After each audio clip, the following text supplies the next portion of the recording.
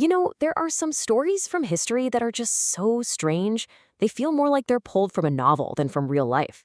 There are these incredible puzzles with pieces missing, leaving us to wonder what really happened. Well, today, we're diving into one of the biggest historical enigmas of all time. Okay, so let's set the scene. The year is 1828. It's a time of huge change all across Europe. And in one German city, a mystery is literally about to walk right in off the street. Imagine this. It's May 26th, and the people of Nuremberg, Germany see this bizarre sight. It's a teenage boy, and he's stumbling around, can barely walk, can't really speak, and he's clutching a letter. He looks like he just appeared out of thin air.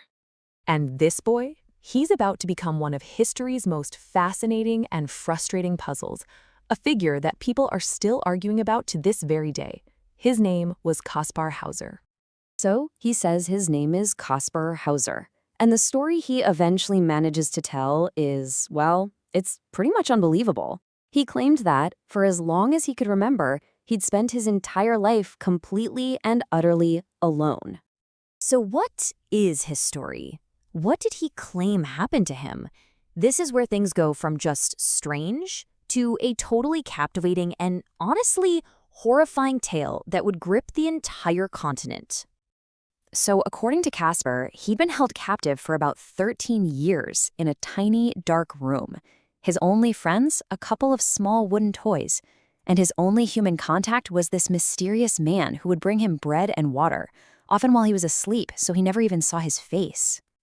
I mean, a story like this, you can bet it spread like wildfire.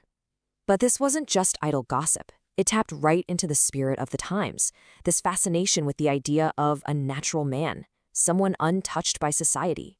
So you had academics, doctors, nobles, everyone flocked to see this wild child. Kaspar Hauser became an overnight celebrity, a living, breathing curiosity.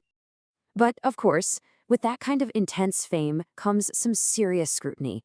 Was this boy a tragic victim of some unimaginable cruelty, or was he a brilliant con artist playing everyone? Europe was about to pick a side. And that was the big question on everyone's mind, right? Could someone actually survive something like that? The public was desperate for answers, and they started looking for any shred of proof they could find, one way or the other. And man, the debate got heated. His supporters would point to how helpless he was at first as absolute proof. But the skeptics? Well, they had some really good points. For someone who was supposedly uneducated, he learned to read and write shockingly fast. And get this, his skin wasn't pale and sickly like you'd expect from someone who'd literally never seen the sun. So pretty soon, society was just completely split down the middle. You were either on Team Kaspar, believing he was this poor, innocent soul, or you were absolutely convinced he was an elaborate fraud looking for fame. There really wasn't much middle ground. And just when you think this story can't get any weirder, it takes a sharp, dark, and very sudden turn. 5 years after he first appeared, Kaspar's short time in the spotlight came to a violent and abrupt end. I mean, think about how fast this all happened. He shows up in 1828, and by December of 1833, he's gone. He was found with a deep stab wound in his chest. His death was just as shocking and mysterious as his arrival. So, what happened?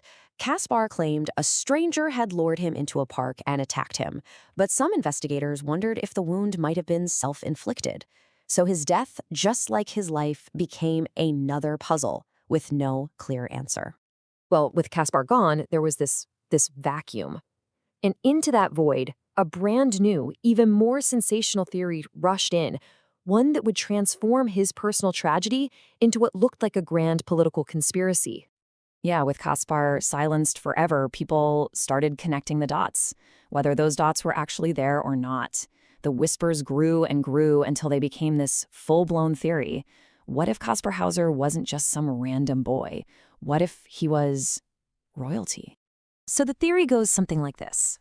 Kaspar was secretly the prince of the royal house of Baden. At birth, he was swapped with a dying baby to mess with the line of succession. Then, he was in prison to hide his identity. His appearance in Nuremberg was a mistake, and his death, well, that wasn't an accident or suicide. It was an assassination to shut him up for good. And just like that, the whole story gets a rewrite. This theory explains away all the strange details. Suddenly, he's not a fraud. He's a victim, a pawn in some deadly Game of Thrones.